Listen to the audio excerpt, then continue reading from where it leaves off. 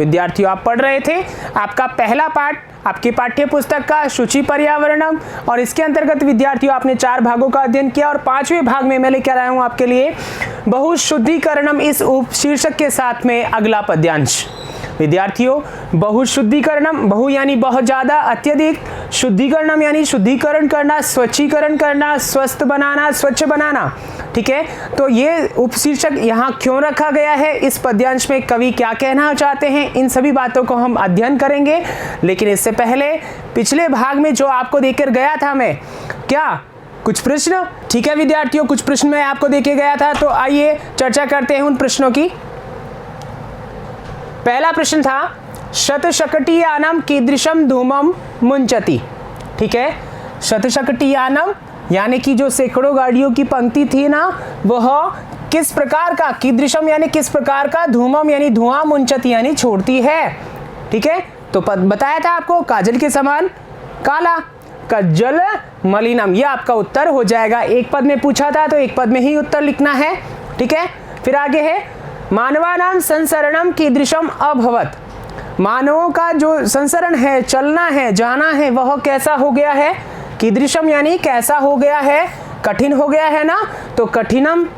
ठीक है, एक पद में उत्तर लिखना है। फिर है तीसरा वाष्पयान माला कथम संधावती। जो वाष्पयान माला है वो कैसे, किस प्रकार से दौड़ती है। ठीक है, तो यहां पर देखिए, इसमें आप देखेंगे वाष्पयान माला संधावती वितरंती ध्वानम, तो हम ध्वानम जो है वो पहले लिखेंगे और वितरंती बाद में लिखेंगे, अर्थात वाष्पयान माला ध्वानम वितरंती संधावती, ये हमारा उत्तर हो गया। ठीक है ना, समझ में आ गया। आइए आगे चलते हैं। अगला जो प्रश्न था पंक्तयः अनन्तः इत्यनयो पदयो विशेषण पदम किम। अब देखिए, ऐसा भी आपसे प्रश्न पूछा जा सकता है कि 2 पद आपको यहां पर दे दिए और उनमें से पूछा कि विशेषण क्या है। तो देखिए, अनंता यानी बहुत सारी, पंक्तया यानी पंक्तियां। पंक्तियां कैसी हैं, बहुत सारी हैं, तो यहां अनंत है। ठीक है ना, बहुत सारी है, तो यहां पर ये जो है पंक्तियों का क्या है, विशेषण है। ये क्या है, विशेषण है, और ये क्या है, विशेष्य है। ठीक है ना, तो यहां पूछा क्या है, विशेषण पूछा है, तो हमने लिख दिया अनंताः, ये हमारा उत्तर हो गया। यही लिखा है ना विद्यार्थियों आपने। ठीक है, तो आगे देखिए 5वां प्रश्न क्या है। 5वां है संचलनम इति पदस्य समानार्थकम। यह प्रश्न मैंने कहा पहले भी आ चुका है इस प्रकार का, तो समानार्थकम यानी पर्याय पदम। ठीक है, तो पर्याय पद क्या है संचलनम का, संसरणम। ठीक है ना, संसरणम, जो कि यहां पर आया है अपने पास में, देखिए यहां पर कहां आया है, ये रहा। ठीक है ना, आ गई बात समझ में। तो ये हमारे प्रश्न थे जो आपको मैंने दिए थे, आपने सही सही लिखे होंगे, अगर नहीं लिखे तो यहां से आप लिख लीजिए और आगे से सही करने का प्रयास कीजिए। ठीक है ना, आइए हम चलते हैं अपने आज के भाग पर, बहुशुद्धिकरणम। ठीक है ना, इसमें कौन सा पद्यांश है, तो देखिए आपके सामने वायुमंडलम भृशम दूषितम न ही निर्मलम जलम कुत्सित वस्तु मिश्रितम भक्षम समलम धरातलम करणीयम बहिरंतर जगति तु बहुशुद्धिकरणम शुचि पर्यावरणम। ठीक है ना विद्यार्थियों, यहां पर आपको बहुशुद्धिकरणम ये जो शीर्षक रखा गया है इसका, वो इसलिए रखा गया है कि पर्यावरण तो दूषित हो ही रहा है महानगरों में, लेकिन साथ ही साथ कुछ पदार्थ भी हैं जो यहाँ है, पर्यावरण में स्थित हैं, चाहे वो खाना हो, जल हो, ठीक है ना, पीने का वस्तुएं हो, खाने की वस्तुएं हो, ये सारी वस्तुएं जो हैं वो क्या हो गई हैं, दूषित हो गए हैं, उसी के विषय में यहाँ पर चर्चा की गई है। तो देखिए वायुमंडलम, वायुमंडल जो है, ठीक है ना, भृशम, भृशम का मतलब है अत्यधिकम, अत्यधिकम। ठीक है ना, बहुत ज्यादा। दूषितम यानी दूषित हो गया है, दूषितम यानी दूषित हो गया है, यहाँ दूष धातु है और त प्रत्यय है। त प्रत्यय भूतकाल के अर्थ में होता है। ठीक है ना, तो भूतकाल के अर्थ में यानी कि दूषितम यानी दूषित हो गया है, प्रदूषित हो गया है, गंदा हो गया है। ठीक है ना, क्या वायुमंडल अत्यधिक दूषित हो गया है, प्रदूषित हो गया है। ठीक है। न यानी नहीं, ही अव्यय है, ठीक है, निश्चय अर्थ में। निर्मलम यानी कि निर्मल। यहां पर देखिए मलेन रहितम, ठीक है, मलेन रहितम या मलस्य अभावः, जहां मल का अभाव हो, ठीक है ना। तो यहां पर देखिए ये हमने विग्रह किया यहां पर, और ऐसा भी विग्रह हो सकता है निर्गतम मलम यस्मात्, ठीक है ना, ऐसा भी विग्रह हो सकता है। तो यहां मल से जो रहित है वो निर्मल है, मल से अभाव, मल का जहां अभाव है वो निर्मल है। निर्गतम मलम, जिससे मल जो है निकल गया है ऐसे, ठीक है ना, वह क्या है, निर्मल यानी कि स्वच्छ।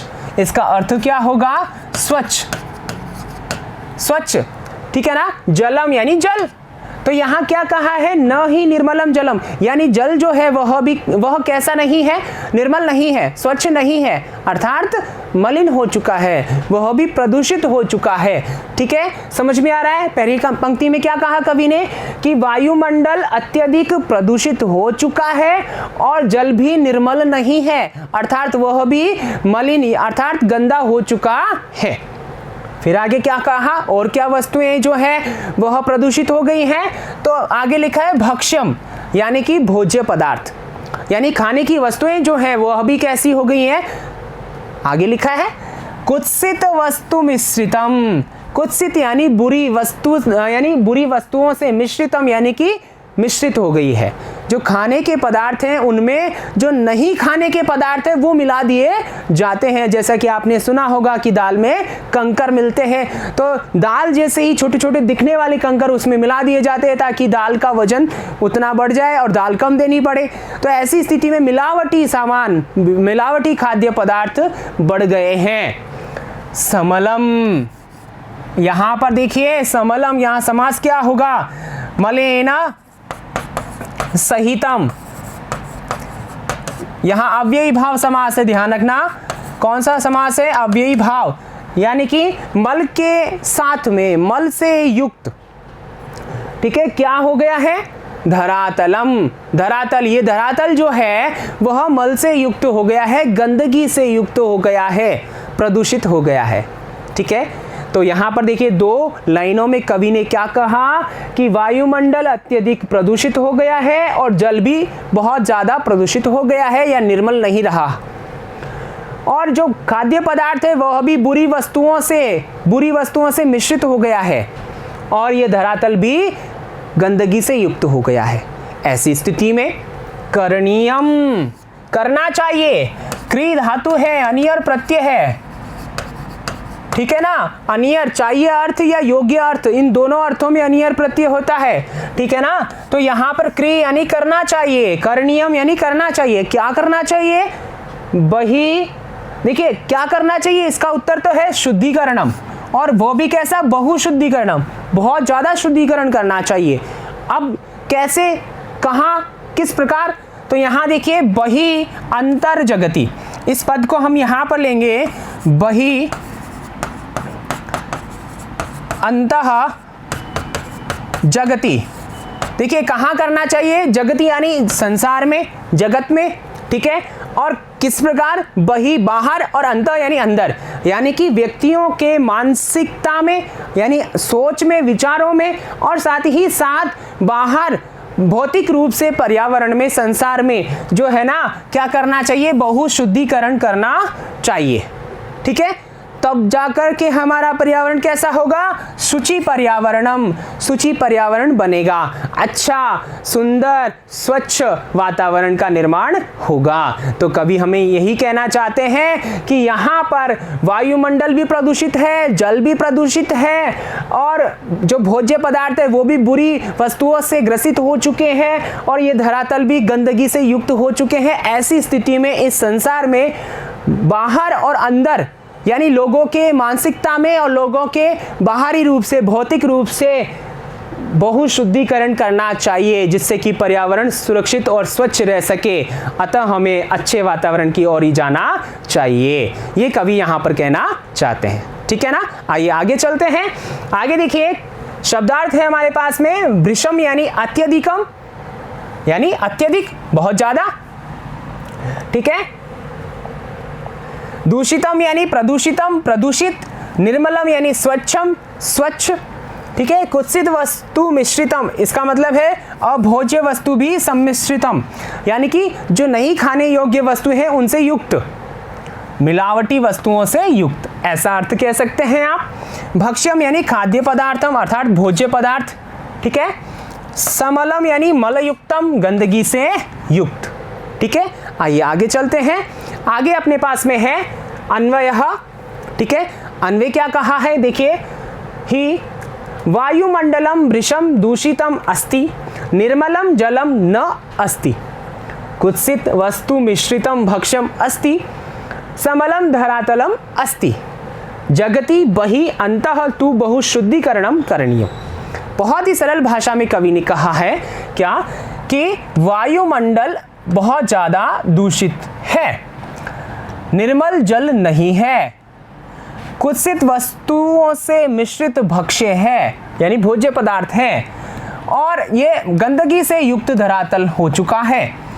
तो इसलिए जगत में, संसार में, बाहर और अंतः यानी अंदर, तू यानी निश्चय ही, बहु यानी अत्यधिक, शुद्धिकरणम यानी शुद्धिकरण, स्वच्छीकरण, स्वच्छता, करणीयम करनी चाहिए, ठीक है।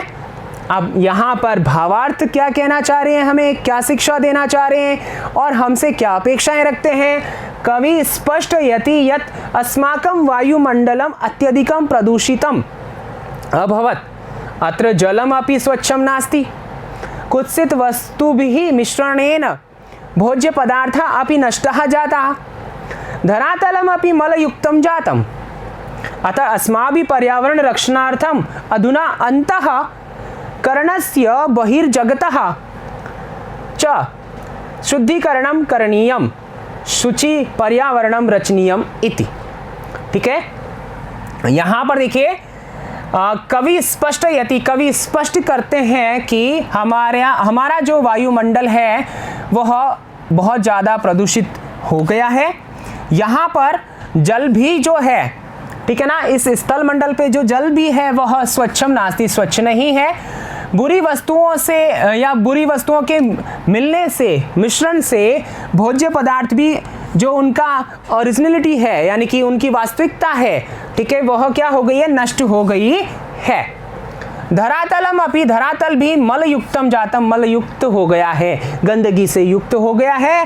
इसीलिए हमारे द्वारा पर्यावरण की रक्षा के लिए अभी अंतःकरणस्य, अंतःकरण का, प्रत्येक व्यक्ति के अंतःकरण का, मन का, ठीक है, बहिर्जगति जगतः च, और जगत का जो बाहरी रूप है, भौतिक रूप है, वह उसको शुद्धिकरणम करणीयम, उसका शुद्धिकरण करना चाहिए। और इस प्रकार शुचि पर्यावरणम रचनीयम इति, शुचि पर्यावरण, पवित्र पर्यावरण का रचना, उसकी रचना करनी चाहिए। ये कवि की कामना है, ये हमसे अपेक्षा रखते हैं, ठीक है ना। तो हमें क्या करना है, अच्छे वातावरण का निर्माण करना है, ठीक है ना। तो आइए आगे चलते हैं। विशेषः, विशेष है यहाँ पर संधि बहिरंतर जगति, बहि अंतः जगति, ऋत्व विसर्ग संधि है, यहाँ विसर्ग है दो जगह, दोनों को र हो गया है। फिर है समास निर्मलम, देखिए मैंने बताया था निर्गतः मलः यस्मात् तत् निर्मलम, ठीक है ना। प्रादि बहुब्रीहि समास बोलते हैं इसे, और मलस्य अभाव अव्ययी भाव समास, तो दोनों समास यहाँ पर हैं, ठीक है। दोनों का विग्रह है वो अलग अलग है, ध्यान रखना है। फिर है समलम मलेन सहितम, अव्ययी भाव समास है। दूषितम, दूष और त प्रत्यय है, करणीयम में क्रि और अनियर प्रत्यय है, ठीक है ना। आइए आगे चलते हैं। आगे देखिए आपके पास गृह कार्यम, हमेशा की तरह, हर कक्षा की तरह यहाँ पर आपके एनसीईआरटी पाठ्यक्रमानुसार ये पद्यांश दिया हुआ है, इसमें से कुछ प्रश्न बनाए गए हैं, वो आपको अपनी उत्तर पुस्तिका में लिखने हैं और साथ ही इनके उत्तर भी, ठीक है ना। पहला प्रश्न देखिए, भक्ष्यम कीदृशम अभवत, एक पदेन, एक पद में। दूसरा है समलम किम अस्ति, एक पदेन। तीसरा है अस्माभि बहिरंतर जगति किम करणीयम, पूर्ण वाक्येन, पूरे वाक्य में उत्तर देना है। आइए आगे और क्या प्रश्न है देखते हैं। चौथा प्रश्न है निर्मलम जलम इत्यनयो विशेष्य पदम किम, ठीक है ना, समझ में आ गया होगा प्रश्न। ऐसा प्रश्न पहले भी आया है, पिछले भाग में भी। फिर है मलेन सहितम इति विग्रहस्य कृते पद्यांशे समस्त पदम किम अस्ति। ठीक है ना, तो यहां पर विग्रह आ गया, इसका समस्त पद आपको ढूंढ करके बताना है, लिखना है। ठीक है ना विद्यार्थियों, अच्छे से समझिए, अच्छे से ध्यान से लिखिए, कहां, कॉपी और दिमाग दोनों में। ठीक है ना, और ये समझ में आ गया होगा। इसका अगला जो भाग है वो मैं लेकर आऊंगा अगले वीडियो में। तब तक के लिए धन्यवाद।